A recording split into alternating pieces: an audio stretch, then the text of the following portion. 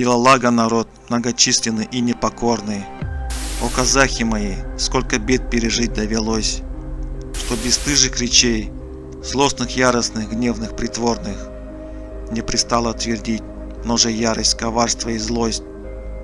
Прячешь рот за усами небритыми и без разбору, произносишь слова, что готовы убить наповал. Вознесут ли они к небесам, это видимо спорно, коль ужасен твой блик, предатель не раз предавал.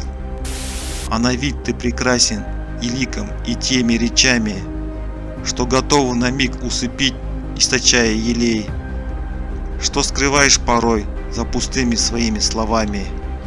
Я прошу, ты хоть уши мои пожалей. Словно сено косить, бред и чушь все нести без разбору, зря болтать, скот своим не решаясь конкретно назвать.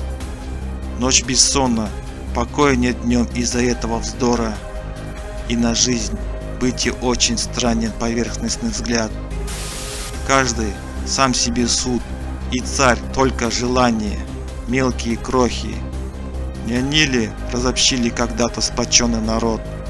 Не исправитесь вы, потеряв волю власть, эта эпоха. Коль родня, не родня уже, жалко потерянный род. Нет единства, сплоченности, нет понимания, участия. Как желание неискренне, драки до сколки везде.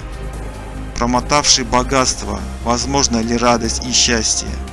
Только зависть к другим в разоренном несчастной судьбе. Если ты, мой народ, отречешься от этого вздора, распрямится тогда, исцелится казахов душа. И хребеты горных путь нам станут надежной опорой.